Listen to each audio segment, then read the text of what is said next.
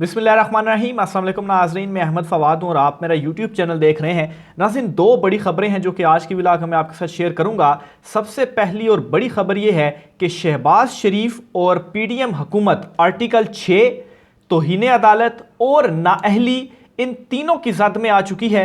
कुछ तफसीलात मैं आपके साथ शेयर करूँगा। सुप्रीम कोर्ट ऑफ पाकिस्तान ने एक जो नोटिस जारी करके फंड्स जो हुकूमत जारी नहीं कर रही, इसके ऊपर उन्होंने डिटेल्स मांग ली हैं। लेकिन इस नोटिफिकेशन में और भी बहुत कुछ है, उसकी मुकम्मल तफसीलात मैं आपके सामने रखूंगा। और दूसरे नंबर पर नाजरीन, बहुत सवालात उठ रहे थे कि 2 दिन से आखिर सुप्रीम कोर्ट खामोश क्यों है, और इसी प्लेटफॉर्म से मैं आपको ये बताता रहा हूं कि खामोशी के पीछे बहुत बड़ा तूफान है। इस वक्त सिर्फ और सिर्फ तहम्मुल मिजाजी के साथ मामलात को हल करने की कोशिश की जा रही है। लेकिन अगर पीडीएम किसी तरीके से या शहबाज हुकूमत इसका नाजायज़ फ़ायदा उठाने की जो कोशिश उन्होंने की है, वो इन्हीं को ले डूबेगी। कुछ तफसीलात आपके साथ में शेयर करूंगा। मुलाकातों के जरिए मामलात को सही करने की कोशिश की गई है। पीडीएम ने सही तो नहीं, मतलब अपने हक में करने की कोशिश की गई है, वो नाकाम हुई है। इस पर भी कुछ तफसीलात आपके साथ में शेयर करूंगा। और सबसे बड़ी खबर नाजरीन, जो हुकूमत ने चीफ जस्टिस के इख्तियारात को कम करने के लिए, या आप यूं कहें दूसरे लफ्ज़ों में कि हाथ बांधने के लिए जो कानून साजी की थी, वो कानून साजी भी फारिग होने जा रही है। इस पर भी कुछ तफसीलात मैं आपके साथ शेयर करूंगा। 8 रुकनी बेंच बन चुका है, चीफ जस्टिस ने यह बेंच बना दिया है। मुसलसल ये भी मैं आपको बताता रहा हूं कि ये जो इन्होंने कानून साजी की है, ये आइन से मतसादम है, ये ऐसा नहीं कर सकते। लेकिन उसके बावजूद भी सुप्रीम कोर्ट पर प्रेशर डालने के लिए इनकी जानिब से ये किया गया। सुप्रीम कोर्ट अभी भी तहम्मुल मिजाजी का मुजाहरा करते हुए कोशिश है कि इलेक्शंस, इंतखाबात हो जाएं, यानी कि घी जो है वो सही तरीके से निकल जाए। और अगर नहीं हुआ तो चीफ जस्टिस ने अब डंडा उठा लिया है। कुछ इस हवाले से भी तफसीलात हैं, वो भी आज की व्लॉग में आपके सामने रखूंगा। सबसे पहले तो नाजरीन, जो खबर मैं आपके साथ पहली खबर शेयर करता चलूं कि कल का दिन बहुत ज्यादा इंपॉर्टेंट है। कल का दिन यानी कि 13 अप्रैल का दिन, क्योंकि 2 केसेस समाअत के लिए मुकर्रर हो गए हैं। एक केस जो ये 8 रुकनी बेंच जिसमें चीफ जस्टिस पाकिस्तान की जानिब से बनाया गया है। सबसे पहले तो ये जो 8 रुकनी बेंच है, इसमें जो तमाम जजेस शामिल हैं, इसकी तफसीलात मैं आपके साथ शेयर करता हूं। फिर आपको इस बेंच के हवाले से जो मजीद चीज़ें हैं वो भी बताता हूं। 8 रुकनी बेंच ये जो बना है, जजेस का नाम सुनिएगा पहले। सबसे पहले चीफ जस्टिस उमर अता बंदयाल साहब, ये इस बेंच की सरबराही कर रहे हैं। दूसरे नंबर पर जस्टिस इजाजुल एहसन साहब, फिर उसके बाद तीसरे नंबर पर जस्टिस मुनीब अख्तर साहब, चौथे नंबर पर जस्टिस मुजाहिर नकवी अकबर नकवी, पाँचवें नंबर पर जस्टिस मोहम्मद अली मजहर, छठे नंबर पर जस्टिस अतहर रिजवी, सातवें नंबर पर जस्टिस आयशा मलिक और 8वें नंबर पर जस्टिस शाहिद वहीद। ये 8 रुकनी बेंच है। ये कल 11:30 बजे केस की समाअत करने जा रहा है। और ये कौन सा केस होगा जो कानून साजी हुकूमत ने पार्लियामेंट में की है, यानी कि चीफ जस्टिस के इख्तियारात कम करने की खुद नोटिस के हवाले से, बेंच बनाने के हवाले से, कि वो जो 3 रुकनी कमेटी होगी सुप्रीम कोर्ट की, वो ये तय करेगी। उस वक्त मैं आपको कह रहा था कि आइन में इसकी गुंजाइश नहीं है, और अगर आपने ऐसा करना भी है तो इसके लिए आइनी तरमीम रिक्वायर्ड है। और आइनी तरमीम आप तब ही पार्लियामेंट में कर सकते हैं जब आपको 2/3 अक्सरियत आपके पास हो। लेकिन इस वक्त हुकूमत के पास तो सिंपल मेजॉरिटी,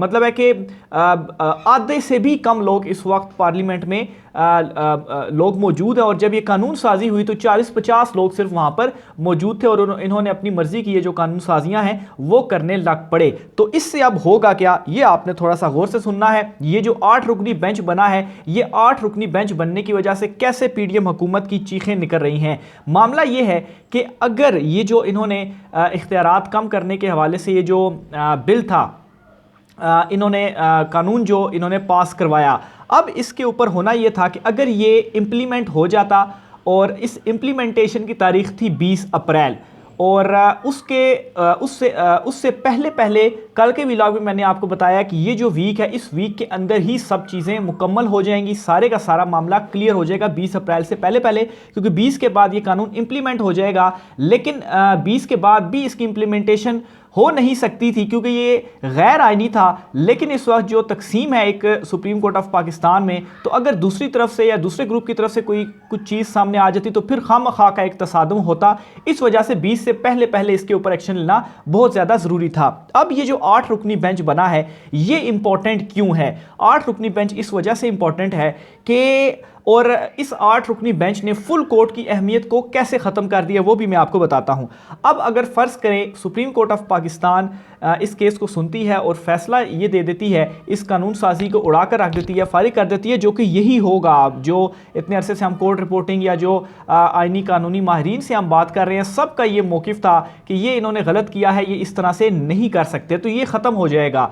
और अगर कल फैसला आ जाता है 8-0 से, तो होगा क्या, ये इसको ना ही कहीं चैलेंज कर पाएंगे और ना ही ये वाला मुतालबा कर पाएंगे कि इसको फुल कोर्ट में ले जाना चाहिए था। क्यों? क्योंकि इस वक्त सुप्रीम कोर्ट ऑफ पाकिस्तान मुश्तमिल है 15 जजिस पर। वैसे तो 17 होते हैं, लेकिन चीफ जस्टिस को मिलाकर इस वक्त कुल 15 जजिस हैं और 2 अभी मजीद आने हैं, तो फुल कोर्ट बनना है 15। और अगर कल का ये फैसला आता है 8-0 से, तो फिर इसका मतलब है कि अगर फुल कोर्ट भी बनता है तो उस सूरत में भी अगर वो 7 के 7 जजिस को भी ऐड कर लिया जाए तो फिर भी 8-7 से ही फैसला आता है। यानी कि जो ये फैसला कर दिया जाएगा वही फैसला होगा। और फिर दूसरी तरफ अगर ये इस तरह से मुतालबा करते हैं कि 9 रुकनी बेंच होना चाहिए था, तो 9 रुकनी बेंच भी हो और दीगर 7 को एक तरफ रख दिया जाए, तो उसके बावजूद भी 2 ऑलरेडी फैसला दे चुके होंगे, तो इस सूरत में भी क्या होगा, 8-7 ही जो मामला है, जो नंबर है वो सामने आता है। तो इस वजह से ये हुकूमत, पूरी पार्लियामेंट, जो कि एक किस्म का कब्जा माफिया आप इसको कह सकते हैं, पाकिस्तान तहरीक इंसाफ तो है ही नहीं, यही ये PDM है जो इन्होंने अपोजिशन लीडर बनाया हुआ है, राजा रियाज, जिसको कोई पहचानता ही नहीं है, वो अब खैर गिले शिकवे कर रहे हैं। तो बहरहाल एक नंबर ये तो हुकूमत की जानिब से जो काम किया गया, जो 2 नंबरियाँ की गई, वो तो सुप्रीम कोर्ट ऑफ पाकिस्तान उड़ाने जा रही है। कल इस केस पर 8 रुकनी बेंच समाअत करेगा। हो सकता है कल इस हवाले से कोई डिसीजन आ जाए, हो सकता है 2 रोज़ इस तक इसकी जो समाअत है वो चलती रहे, उसके बाद कोई फैसला आ जाए। ये भी एक मुमकिनात में से है कि हो सकता है कि 8-0 की बजाय 8-5-3 से फैसला आ जाए, 6-2 से फैसला आ जाए। लेकिन ये तो सुप्रीम कोर्ट ऑफ पाकिस्तान फैसला करेगी, लेकिन उसके बावजूद भी ये जो कानून साजी है जो कि नज़र आ रही है, एक तो वो चीज़ होती है कि जिसके ऊपर आप बहस कर सकते हैं कि नहीं इसको इस एंगल से आप देखें, फिर ये कहा जा सकता है नहीं इसको आप इस एंगल से देखें। तो ये जो कानून साजी इन्होंने की है, ये वाज़े तौर पर इसमें इनकी बदनीयती नज़र आ रही है और पता चल रहा है, आइन में वाज़े तौर पर चीज़ें लिखी हैं, इन्हें 2/3 अक्सरियत चाहिए, लेकिन अपनी बदमाशी इन्होंने मचाई हुई है और ये इस तरीके से काम कर रहे हैं, तो फिर ज़ाहिर सी बात है लोग ये कहेंगे भी और ये चल नहीं सकता इस तरीके से चीज़ें। तो बहरहाल चीफ जस्टिस साहब ने डंडा उठा लिया है। पहले कोशिश ये की गई कि किसी तरीके से तहम्मुल मिजाजी के साथ आराम से मामलात को हल कर लिया जाए, लेकिन अगर हुकूमत नहीं मानती तो फिर उसके बाद उनका इलाज यही है, सुप्रीम कोर्ट ऑफ पाकिस्तान अपने फैसलों के ऊपर इंप्लीमेंट करवाएगी। दूसरी सबसे बड़ी खबर नाज़रीन, जो नोटिफिकेशन है उस हवाले से, जो नोटिस जारी हुए हैं उस हवाले से मैं आपको देना चाहता हूँ। अब इन्होंने बजट जो है वो जारी नहीं किया। अब इस बजट के बाद चीफ जस्टिस पाकिस्तान ने आज नोटिस कुछ जारी किए हैं, जिनमें सेक्रेटरी इलेक्शन कमीशन, सेक्रेटरी ख़जाना, सारे इसके अलावा गवर्नर स्टेट बैंक, ये सारे आएंगे और बताएंगे कि इनके पास दस्तयाब वसाइल क्या हैं। और ये जो कह रहे हैं ना हुकूमत के हमारे पास पैसे नहीं है, आपको मैंने कल ये खबर दी थी कि इन्होंने कोई 75-76 अरब रुपए के तरक्याती फंड्स जारी किए हैं और 21 अरब रुपए ये इलेक्शन के लिए नहीं दे रहे, तो यहीं से इनकी बदनीयती जाहिर होती है। तो जब सुप्रीम कोर्ट ने मंगा लिया सारा रिकॉर्ड गवर्नर स्टेट बैंक से, तो जब ये सारे का सारा रिकॉर्ड और सेक्रेटरी खजाना से भी, जब ये सारे का सारा रिकॉर्ड उनके सामने रखा जाएगा तो ये इसके अंदर मजीद खुद ही फंसेंगे। अब आर्टिकल 6 तौहीन अदालत, नाअहली, इनके हवाले से भी इस नोटिफिकेशन के अंदर ये जो नोटिस जारी हुए हैं इसके अंदर वाज़े चीज़ें लिखी गई हैं, वो मैं आपके सामने में रखता हूं। और ये हुकूमत इस वक्त इन तीनों की ज़द में आ चुकी है। ये पहले आप सुने कि इसमें मज़ीद जो है वो क्या कहा गया है, फिर उसके बाद मज़ीद जो है वो डिटेल्स की तरफ बढ़ते हैं। 3 इंपॉर्टेंट पॉइंट्स हैं, ये आप समझ लें, क्योंकि इसमें सुप्रीम कोर्ट ने कि इस नोटिस को जो बहुत ज़्यादा लाइटर मोड पर ले रहे थे कि नहीं अब कुछ भी नहीं होगा, जस्ट उन्होंने बुलाया है, ये तौहीन अदालत से रिलेटेड नहीं है, ये पॉइंट सुने इसमें और क्या सुप्रीम कोर्ट ऑफ पाकिस्तान ने कहा है। और आप ये समझें कि सुप्रीम कोर्ट ने एक और मौका दे दिया है, या आप ये भी कहें कि सुप्रीम कोर्ट ने इसमें ये कह दिया है कि फ़ंड्स तो जारी होंगे और उसके साथ साथ पहला ये काम होगा और फिर दूसरे नंबर पर जो तौहीन अदालत और दीगर मामलात है वो होंगे। एक तो सुप्रीम कोर्ट ऑफ पाकिस्तान ने एक जो चीज़ इसमें की है वो ये कि गवर्नर स्टेट बैंक हुकूमत के पास मौजूद तमाम तर रकूम की तफसीलात जो है वो हमरा लेकर आए। गवर्नर स्टेट बैंक पूरी प्रेजेंटेशन देंगे कि क्या पैसा है, कितना पैसा है, कितना नहीं है, कितने अखराजात हो रहे हैं, और इसमें हुकूमत फंसेगी क्योंकि 21 अरब रुपए ऐसा नहीं है कि हुकूमत के पास नहीं है या हुकूमत जारी नहीं कर सकती। तो एक चीज़ तो ये हो जाएगी और जो कि वाज़े खिलाफ वर्जी होगी। दूसरे नंबर पर इस सुप्रीम कोर्ट के नोटिस में कहा गया बर वक्त इंतखाबात ना करवाना आइन की खिलाफ वर्जी है, यानी कि ये इशारा भी उन्होंने दे दिया कि बर वक्त इंतखाबात नहीं करवाए गए तो ये आइन की खिलाफ वर्जी है। तो आइन तोड़ने की जो सज़ा है, मतलब आइन तोड़ना तो बहुत जो है वो एक्सट्रीम लेवल पे हो जाएगा और फिर उसमें आर्टिकल 6, लेकिन आइन की खिलाफ वर्जी और फिर उसके बाद ये तौहीन अदालत से अलहदा हट कर है, तो इसमें नाअहली आप फिर ये समझें कि मुकम्मल तौर पर ये आउट हो जाएंगे। अच्छा, मजीद सुप्रीम कोर्ट ने अपने नोटिस में तीसरा अहम नुकता ये कहा